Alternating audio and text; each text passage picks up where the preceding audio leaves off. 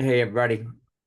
Um, as you guys are getting on, appreciate it, but we are going to start with a math problem.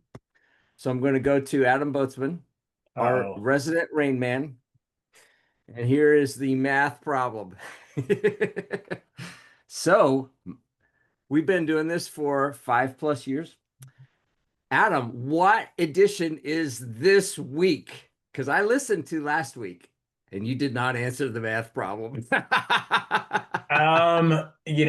Speculating, I guess we probably would be on like 280 something, maybe close to Close, 290, somewhere in that neighborhood. close. Yeah, if we wouldn't have taken holidays off, that would be very close. How But dare this we? is, yeah, exactly. This is exactly the 267th edition. So close to a bajillion. But anyway, so for everybody that's on here, we appreciate you putting up with the shenanigans for as long as you have. And as long as you keep showing up, we will too. But we're going to be talking about, all right, so what are we going to do? Are we going to pivot? Are we going to profit? Are we going to pause? What are we doing in this tumultuous thing? And so we're going to talk about it from what's going on in the tax world. What kind of things should you be doing? Because tariffs, I was just on with a new client today where they absorbed 150,000 bucks worth of tariff fees that they did not pass along, and now they're going to start passing those along. But there's accounting impacts that happen to us, and they did ask, "Hey, we heard that the federal government's going to reimburse us for our tariff impact." I'm like, that would be news. I haven't heard that one. Have you heard that one yet, Adam? No, what they're potentially talking about is if they lost, if they missed the entirety of the newscast. So Jack, stall for time if you got a minute to Google research this to fact check me on this. But um, the uh, Federal Trade Court or whatever it's called ruled uh, that Trump did not have the authority to impose the tariffs that he has, which was of course appealed, and I don't know where it goes to from an appeal standpoint. But what that means is that if the Federal Trade Court is correct in its ruling, then the federal government will have to refund tariffs that it has collected up to this Okay. point. So they may be, there's no plan. In fact, I mean they're already talking about how they're going to spend the $330 billion that they either have collected or project to collect off what they've already done. So I don't think there's no plans to return it, um, unless the court says you have to.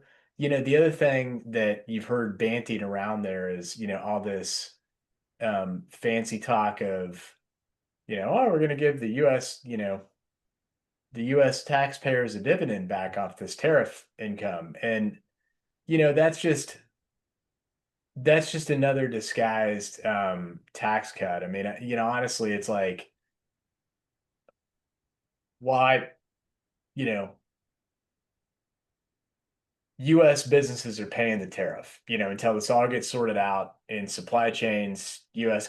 Companies are paying the tariff, which is the same thing as a tax increase. And at the same time, if it is used to, like, I can debate was a tax cut fair to all people or whatever. It doesn't really matter. It's just like, look, we got extra revenue lying around. We ought to be paying down our damn debt.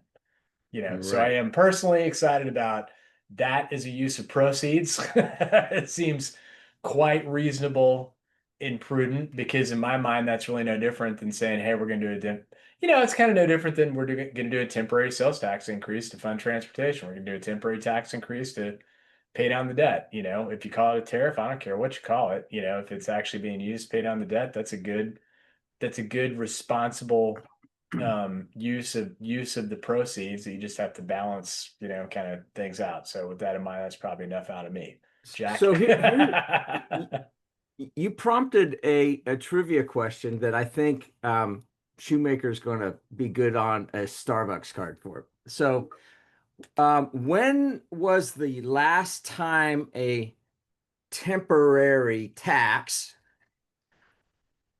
was only temporary? And like, can anyone name a temporary tax At that got revoked? at I the can't. at the federal level, no. I mean, state and local governments do have done that, but at the federal level, no. Yeah. It's too much money to say, oh, we got all this money. Now what can we do with it? We can't help ourselves. How about the Boston Tea Party? Does that count? Way back when? Oh, Pre-country does not count. Oh, darn it. Okay. No. I do want to reiterate that was something that you did say. I mean, there's likely not going to be a present from the government for Labor Day, Halloween, Thanksgiving, not even a Christmas stocking stuffer likely. I mean, this is gonna drag out. There may be temporary relief, possibly, but I don't see this going anywhere anytime soon unless people get up in not actual arms, but not arming themselves and storming the Capitol, anything like that. But that okay, you're creating a huge financial burden by taking the money and saying, okay, even if they don't spend it, it's just sitting there, and it's not in our pockets. So would there be a deferral and say, okay, well, you business owner need to be putting this aside and showing us that you're keeping it in trust. Yeah, that would really work. Trusting, that's why you see businesses that collect payroll tax and somehow it doesn't get back to the IRS when you collect those as business owners. Sometimes others, not you. I meant you generically, others, right? And so I don't. It's too early to tell where all this is going to end up, but it is, I think, creating now even more a financial burden than I think anyone thought. But at the same time, it's very bipolar in that, you pick up the Wall Street Journal today, it's different than it was yesterday. Like who is getting yeah. bounced around as to, okay, threatened with this tariff and then ended up at this tariff or a proposal to end up at that tariff. But, the strings that are attached to that are different. So it's constant Yeah. negotiation, and that's what I hear from our shoemaker advisors folks when they talk about this stuff. It's just, it's chaos. So before we jump off of the tariff impact, Adam, can you speak to what manufacturers, distributors, or anybody that's impacted by either importing or exporting, and what that is additional burdens that they're going to have to be dealing with on their financial statements or their taxes? Yeah, I think what people need to be prepared for at the end of the day, and I forget I forget the actual date. It's sometime in October, but effectively, if you bought something, even if the tariff even if the even if the tariff, gets put in effect between the, ads and delays um that have happened. If it was on the boat, I think sometime by like earlier mid-October, then you're good. But if it's, even if it's under contract but not technically on the ocean, um, after that date, you're gonna have a tariff, and the tariff's gonna have you're gonna get a bill, when the item hits the US and you're looking to actually take possession of the good to sale. So I think, what people really need to be, in my opinion, what people need to be modeling right now is probably less of a um probably probably less what would it mean if I had a decrease in sales, because I'm not really for sure that sales will necessarily decrease, but I would be modeling what would happen if my costs of raw materials went up by 15%. if I'm an importer of stuff. I think that'd be a fair thing to model that would be pretty grounded in where the tea leaves seem to be going. Because I mean, I think the general um, consensus seems to be like, for all the ballyhoo about, I'm doing a 50% tariff here and a 50% tariff there, anything at that level basically ceases trade activity, um, from what we Yeah. saw with China. So I think if I modeled out 15% on raw materials I'm directly importing, that kind of is a conservative, probably worst case scenario to be prepared for. And then just see how that kind of flows through in terms of what would end up happening to you if that ended up actually happening. But if you think about it generically, in most businesses that have a cost of goods sold, and let's say you imported everything, you know, the raw material is about half of what your cost of goods sold is. The rest of it's direct labor. So that's the end result would be about a 7.5% reduction in your bottom line potentially. That you just need to be, prepared for if you're not going to do a price increase or try to cut somewhere else. I think generally, if you're not if you're not a direct importer, instead, you buy stuff domestically, but I mean ultimately most everything comes from somewhere else, for the time being. The latest, don't get mad at me, Gary. We may end up firing a few more people until we get the data that we like. But but if the latest inflation numbers were to be believed that factored out the reduction in fuel prices, I want to say inflation was like 2.5 or 3%, like somewhere in that neighborhood. And that's pre-tariff effect, in any real meaningful way. So I think if I was also a betting person, you know, if I had normally modeled out, 2.5% inflation, I might double that. If not kind of triple it, for the purposes of modeling out my, cost of goods sold, if I have a cost of goods sold. In other areas where if you don't have a cost of goods sold where you're not buying stuff, maybe you model out a little bit higher than inflation rates, in things that it could happen. So for example, like rent, you don't need to model out beyond what your lease says because you have a lease. But other things that you're consuming, like supplies, stuff like that, you might model out a little bit more than the typical inflationary increase that you've got in there. And then also, the thing that you just want to think about is that eventually just be prepared. This might hit people's pocketbooks, and the employees are going to start saying, hey, your inflation raise kind of sucks because you didn't even keep up with inflation. So you might consider just modeling out, hey, look, if my typical raise policy was called keep up with inflation, just prepare that inflation might be could be a little worse. Maybe we'll get some good news, but could potentially be a little bit worse. Jack, you had your hand up. Yes, sir. I think that you have made a huge assumption in your comments. And I'm going to rewind the tape and go back to something that we talked about previously, which is oh, wow, we got sound effects today too. Fantastic. Which is okay, it's August, and you just made an assumption that people are actually modeling mid-year, right? And so I want to make that point because I actually had this conversation last week and I said, so what are your updated projections? We were talking about revenues and about multiples, and I said, and they're like, well, we really haven't looked at that since like January, February. And so I'm reiterating that you need to look at you mentioned inflation. How is that impacting your presumptions that you made prior to the tariffs? How is that impacting what you have going on? Because interest rates, your carrying costs are going to increase. What happens when your renewal for your loan is coming up in September, and again, you made certain assumptions about the rates of renewal and everything else.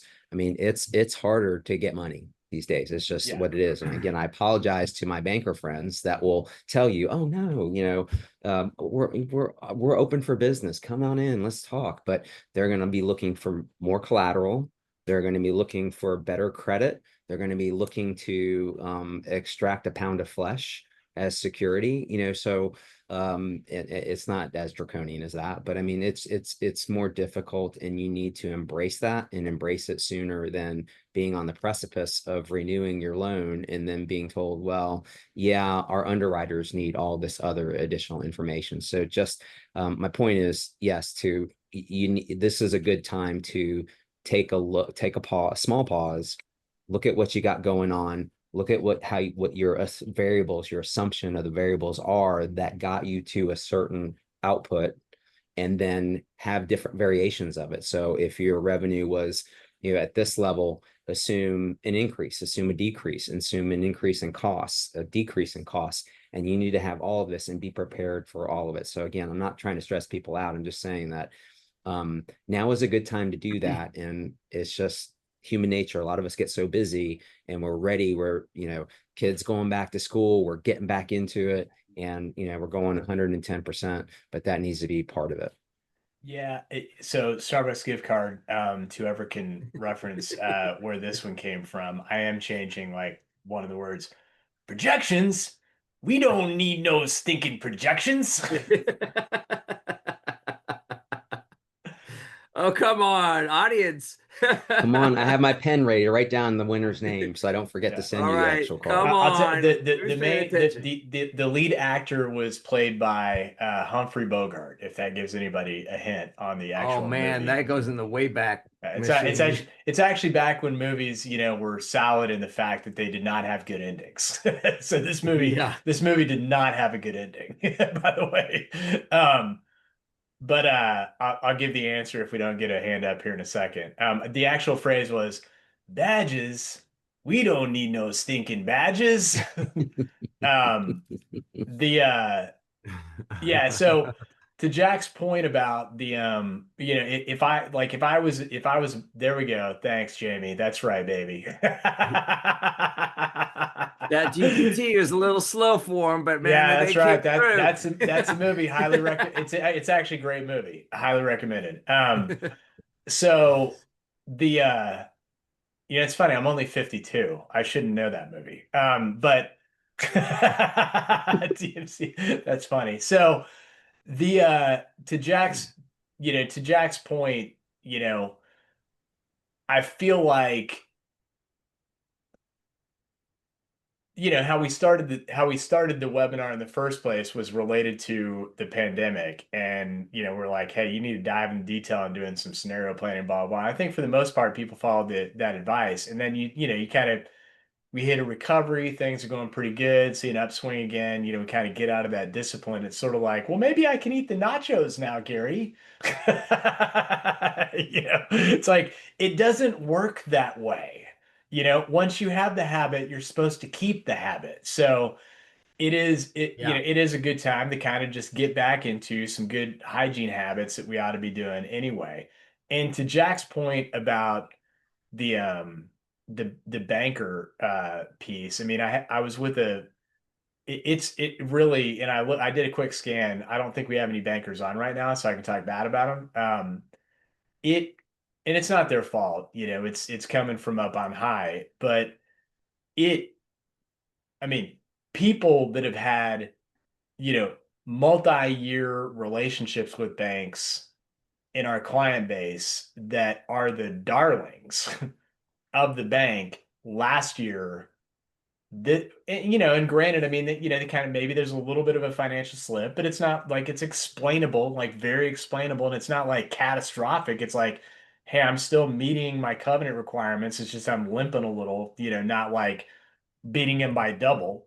you know they're redheaded stepchildren right now. Like, it is not fun walking these people through renewals, being on calls, so that really is no joke. you know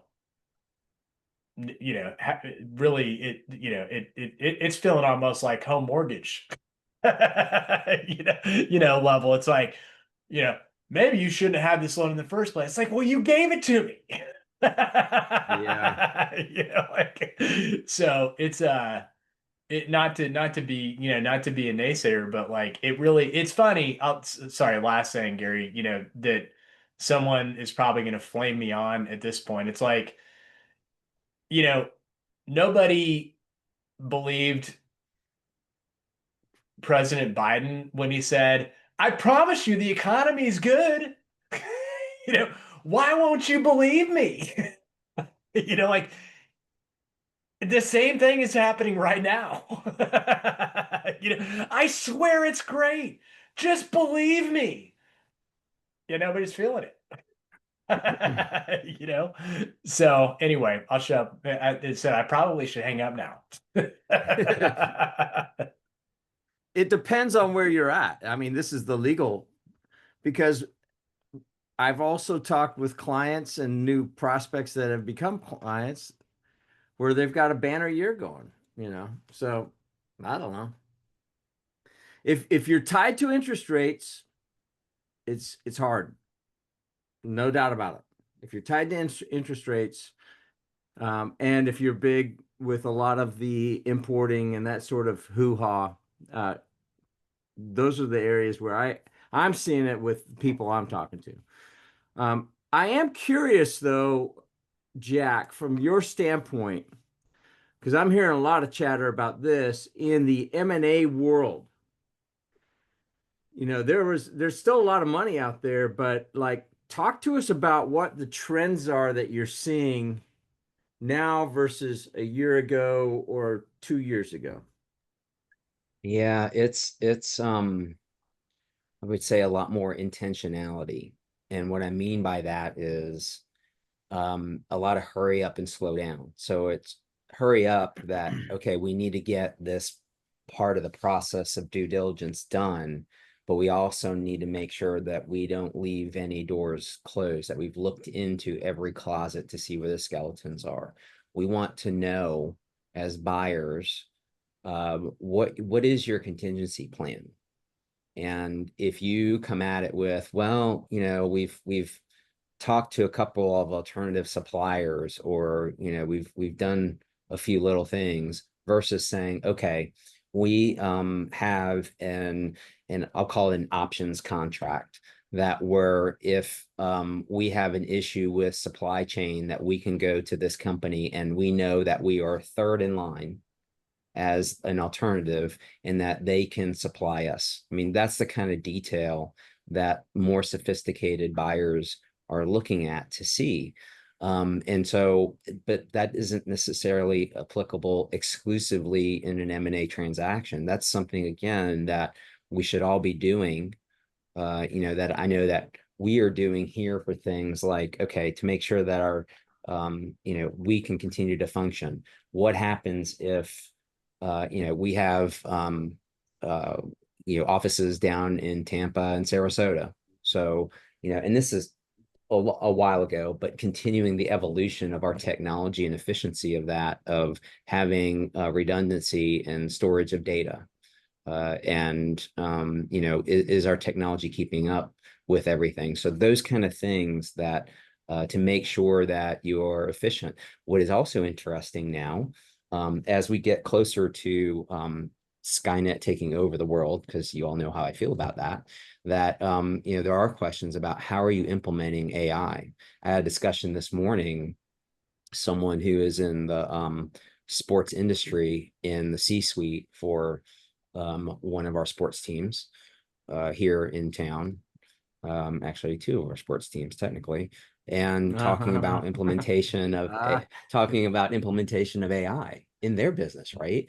Yeah. And that there's a push for it. There's a push for it. I didn't know that. Well, Copilot is not fully, the full version of it is not available to all of us, but our CIO knows that I'm a nerd, and I asked if I could have a license and be part of the lab rats that are testing it out.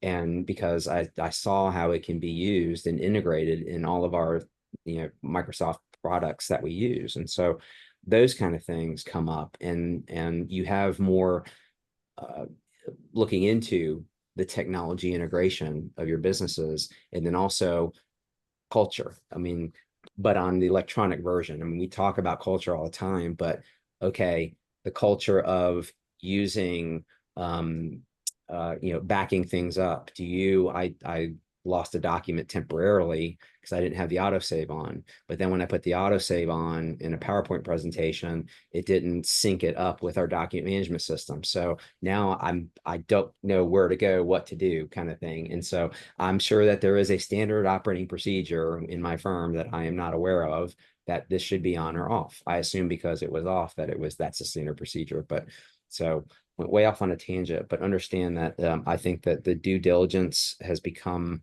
more complex and a lot more digging into things. And it's those things that if you address them now rather than when you're in the middle of a transaction, that I think increases your chances of success in a buy sell transaction or M&A type transaction, but also in the meantime makes you more efficient, makes you more lean, gets you in that space where, and then basically the end of the story is, and I can't make any promises, but maybe a higher multiple because you have your act together. So that's what I'm seeing, generally speaking. Yeah, for sure. We see higher multiples. I mean, and at least the best that you can get in that environment when your stuff's clean.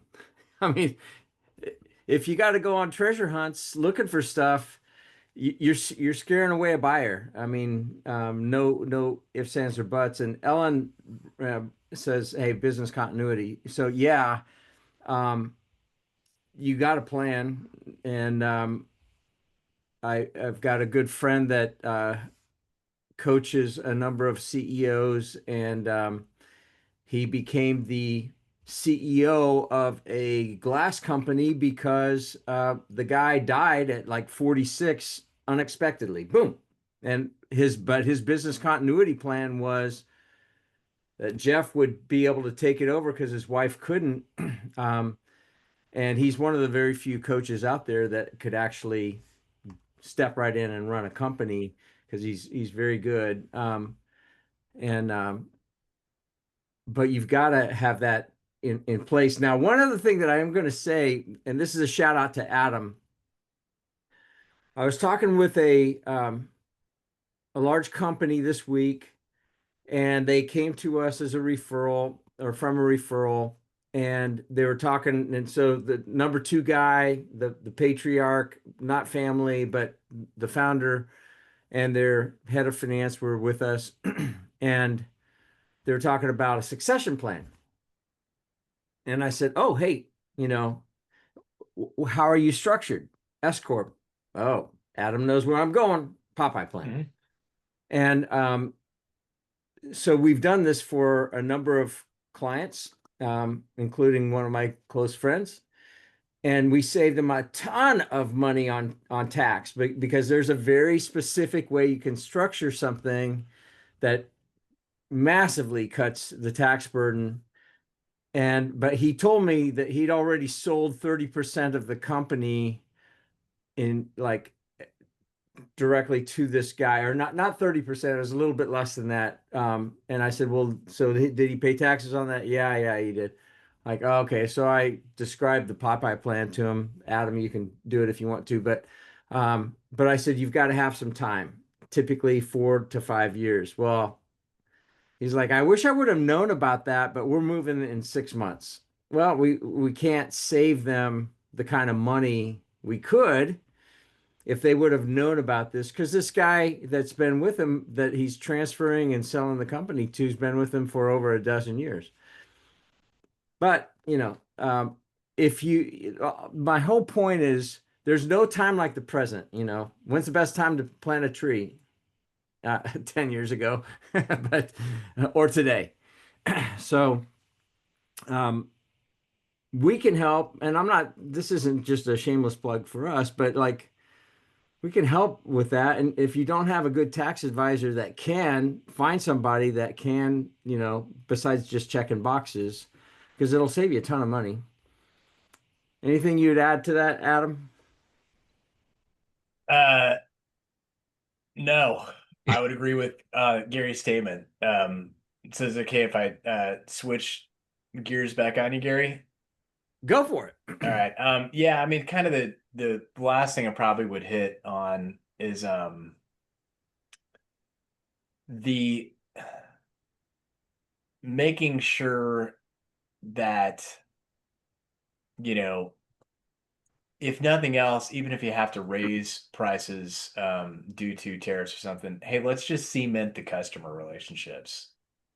I mean, like taking for granted they've been a customer forever, like it's kind of, especially if you're, a CEO or higher up that's on the call, it's like this is kind of your time to shine, in terms of like, hey, get out there, and make sure that you're, pressing the flesh and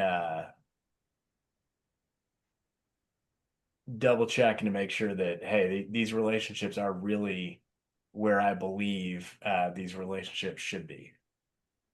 That we're on the same wavelength, like totally unrehearsed, which is interesting because that was next on my mind as well, in addition to internally employee issues. But yeah, so please do not make the assumption that your customers are locked up, that you have them locked up. You may have long-term relationships, but desperate times, desperate measures. And what I've seen is um, clients who have come to me and said, okay, this contract just got terminated.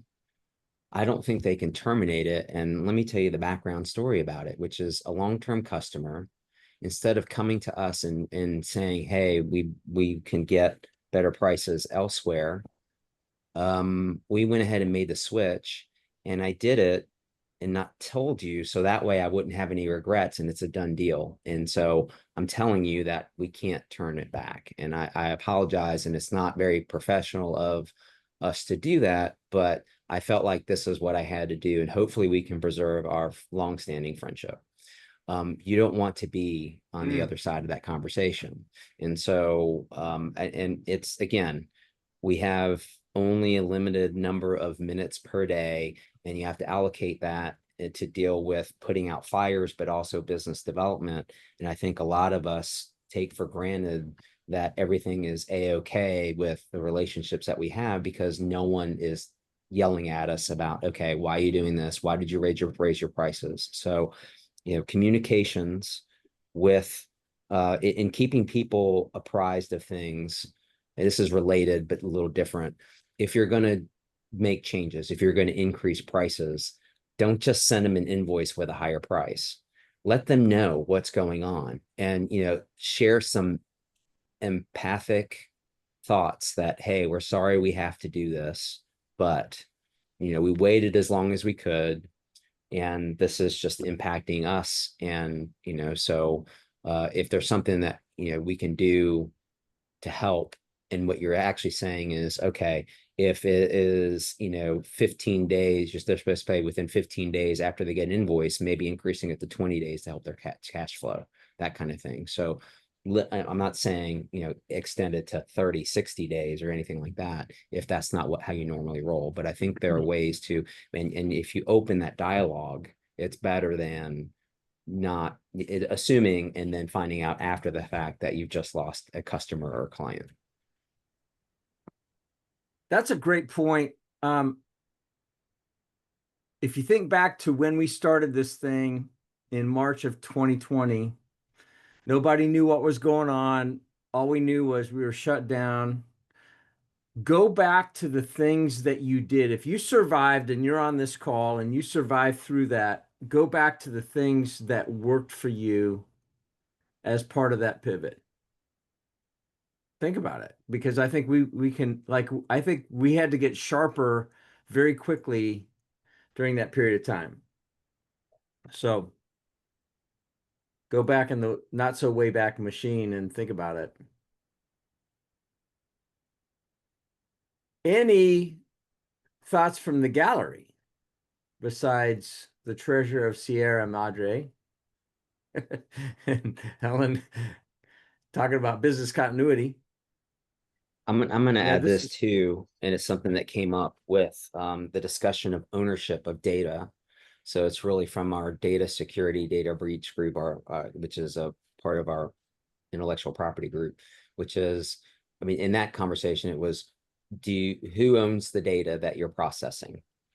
And a lot of times it's the processor of the data anonymously. So I mean, they own the data that is anonymous. So, and what they do is they sell that data. I mean, you might imagine, how do we as ordinary people get access to a lot of these statistics that get reported? Well, it's because someone, maybe unbeknownst to us, is aggregating this data, is cleaning it, sanitizing it, removing the personal information, what company, all those things, EINs, and selling the information so it can be aggregated by someone and either put on the internet so that you go to them and then they can sell you more stuff, or it's just sold from the get-go. And so that made me start thinking about, okay, the data that we all have, that we create, that are trends, that, you know, take a look at that data and see what the information is telling you that's right in front of your face. So go look and see, okay, are your customers now extending out the time of payment? And what can you do about that? And you may say, okay, well, what's happening is that they are paying 5 days later on average. So maybe your reminder statement, after you send out an invoice, let's say you send out a reminder statement 30 days out, maybe you send it 20 days out. So you're hedging, you're reacting to their actions, right? But you're not going to know that unless you peel back the layers and look at the data that you have right in front of you in your systems. So interesting kind of afterthought, in which was not intended when we're talking about who owns the data that you're processing. So take a look, you know, in the back office and see what's going on. I'm going to jump on one other thing that both of you guys have been talking about, and Adam, you said, hey, CEOs and C-suite, this is your time to shine. That means, like, pick up the phone, go visit your clients. It's so easy to hide behind a keyboard. It's so easy to just do a, blast and impersonal. Like when the chips are down, there's nothing better to help you stand out. I was at a mastermind meeting yesterday, and this guy is actually with Dominion, Jack, but um, they they sell payroll services. So, there's everybody on every corner sells payroll services in Charlotte. It seems like between them and financial advisors, they're everywhere. But Tim had gone to it was a big group. I don't remember where it was. And they flew down to meet with this group, and the patriarch said, hey, we want you to be patient. We want to go with you, but here's why we're going to kind of wait a little bit. But you're the only group that came to us face to face. You're the only group that showed interest. And we just got a new, very large client yesterday for that same reason. We invested, and it's part of our process. Like, we are really picky about who we bring on, and we vet them very carefully. And if they don't fit us, we've got other people that we'll send them to. We don't ask for commissions back. We don't do that anyway. But like, we want to take care of people, but we're really picky. This has been going on for, I don't know, 6, 7 months, something like that. And we're like, hey, yeah, but we invested thousands of dollars of our time, and we're the only ones that did it. It's like, and we've gone to their offices, and not just, talk about how great we are. Like, we dove into their business. So I would just say, do some of the basics, because a lot of people don't do the basics. Yeah, I'm They're gonna just not. agree, and it doesn't have to be, it isn't, you don't have to spend thousands of dollars on every client. It's more about the personalization and the attention to care. And I'm gonna show you guys. Find it. Okay. This is not standard issue for my firm, but I'm insistent upon it. And I had to get new ones because we revised our logo. But it is a card, Oh and yeah. it has my name at the bottom. Little And thank you you note. know, I it's very difficult for me because if you've seen my writing in its native format at my age, you would need an interpreter for that. So I'm very careful. I have a very special pen, which is micro liquid gel ink, oh 05. I mean, it's very specific because the way I write and it is legible. So, but put one of these in the mail as Yeah. to as thank you for whatever it may be, Yeah. goes such a long way. I've had so much positive reaction to these because it's unexpected. It is old school. And again, I'm not a genius for thinking of this. I wasn't the one who thought it up, but I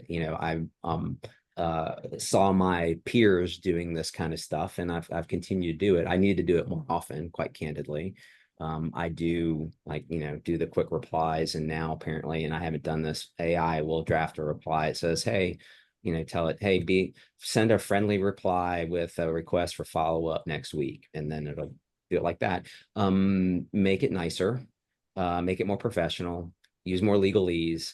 And again, I haven't tried any of No, it. no, I'm no, excited to no. try it, but I'm not gonna substitute it for doing this kind of stuff. Yeah. I mean, it's interesting to me, like whenever we're filling the room for an event that we're doing, we can send out email after email, text after text, and the response is minimal. But when we pick up the phone, seriously, and you got to just budget time to do it. I bet I've spent 5 hours picking up the phone this week alone because we got a big event coming up. And people get busy, they ignore emails, but they're grateful. And it's good to just have the contact, but I mean, you've got to specifically carve out the time. And I don't have a ton of time either, but like we just have to do it. But it's the basics, I think. Um, Anything else, Adam, on the big, beautiful bill and what's happening there that you're getting questions about? Um, you know, not not really. I think probably kind of the two things that I think people really need to focus on that they probably have not focused on, is the I mean, the depreciation. Most everybody's, focused on, depreciation, which is great. It's great that the rules became more favorable. I think, three key things for people to focus on, two positive, one negative. The negative first, we got a reprieve from the estate planning reversion, but it was just a kick the can move. So the estate planning, the estate tax problem didn't go away, which again, round numbers, married filing jointly, if you're around 30 million bucks, you got a problem. If you're less than that, you don't. But that is going to expire in 2028 instead of this year. So, it's still, these are long conversations. So if you hadn't started the conversation, it's still a good time to start thinking through estate planning if you get an estate that's larger than that. That's the bad one. The two good ones, one is, a lot of businesses qualify for the research and development credit that wouldn't be intuitive to some people. So now that the R&D credit has turned back to being more favorable, meaning you can expense the research and development expenses, you don't have to capitalize them and you still get the credit, which is the way that we like it, the way that it used to be. It's time to put the R&D credit back on the table to really dig in and explore. That's the positive. And then the second positive, we had Warren Keene on the show, probably a month ago or so, Jack. Yeah. And That's probably right. he Yeah. was, yeah, he was bringing up the concept of code section 1202, which is the long-term capital gain exclusion for the sale of a company that happens to be a C corporation. And, you know, it really, if you're within a 3 to 5 year window, I don't say this lightly, you're an idiot for not exploring doing a restructure into a C corporation even if it means a little bit of short-term pain. And I'll tell you, like it this wouldn't happen at Shoemaker because they have Warren there. But literally the last going back to the estate planning, the first thing, I've been in two meetings with clients that are contemplating exits in the next 5 years that are working with extremely reputable law firms that are not Shoemaker, one here, one not here, they're in Florida. Um, and they're wanting to do some restructuring work when to try to look at the estate, try to simplify things. And I jokingly would say to Jack that yeah, not Shoemaker. I'm gonna remind everybody, not Shoemaker. The he's holding up the card. That's for the that's for the I was compliance gonna say, police. see Yeah, we're how not effective posting that this. is now. Yeah. See how It's effective. very good. Perfect. Yeah, it seriously is not Shoemaker. I'm not joking with that. I think what I've accepted at this stage in my career is that, and Jack can confirm this, um, attorneys like to be the smartest people in the room. Occasionally, you meet somebody like Jack who will be very collaborative. But if they do need to be the smartest people in the return in the room, there's a special class of attorney that must be the smartest person in the room, and that is the tax attorney. Yeah. Jack's not on his head. He doesn't say anything, so it's like air sucks out of the room. I don't know. Maybe they got a chip on their shoulders, whatever. Um, and I will bow down to Warren at Shoemaker. He's awesome, at what he does.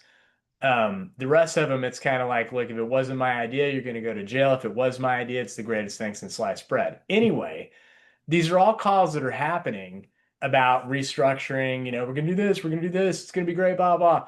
And then I bring up, well, did anybody contemplate? Because they're looping me in late, because of course they freaking know everything, so they're having these conversations, not including the CPA. And then it's like, hey, we'd like you to sign off on the structure that we're proposing just to make sure there's no tax implication. Like, well, you're not idiots. Of course, there's no current year tax implication, but did you contemplate 1202? Oh, no. Yeah. That's probably a good idea. We weren't really thinking about this for that reason. It's like, well, I mean, there are already, 9 distinct companies that you're all rolling into one that are all below the threshold that could all be converted to C corps with limited. So anyway, it's just, you know, like just don't take it for a grain of salt that someone's looking at that on your behalf. It's sort of like, be your own medical advocate. Sometimes you got to be your own tax advocate. And I would especially say if you're contemplating a sale in the next 3 to 5 years, you got to raise your hand and say, is it time to look at the entity structure, and should I consider being a C corporation? Amen. Good stuff. Adam, I mean, Jack, I know that you needed to peel a little bit early. Yes. So you have permission to do that. You just better be back here next week because I need you because Adam's out. And it's Yeah, I never heard as that fun rumor. without Adam or you. But And I do also not to want to do this Jamie, rodeo alone. yes, I will be there definitely. And to Jamie, I'm sending you the card. Last time he won, he declined, but you're not allowed to decline this time. So Jamie, you will be No, getting a card from yeah, me. right on. All right. Thank you guys. Have a good All rest of the right, day. see, Jack. So Adam, Ellen raises this question that the administration is reviewing Harvard's patents as federally funded research. Precedent, your thoughts? I hadn't heard that. That just seems like one of those,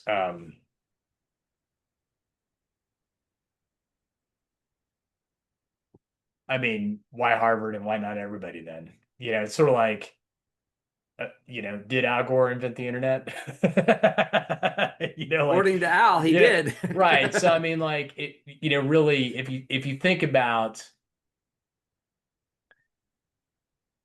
how this happens, there's there's a you could make, if you wanted to do this, you could make the argument that every institution that does research is federally funded research because they take federal money, period. Thus, there should be no patents. I mean, like you can Mm, make that argument pretty easily because that's the truth. You know, like if the government's giving a university money, then and then that money then that institution does research that produces something viable that they create a patent on, which Harvard isn't the only institution that does this. Every institution does this.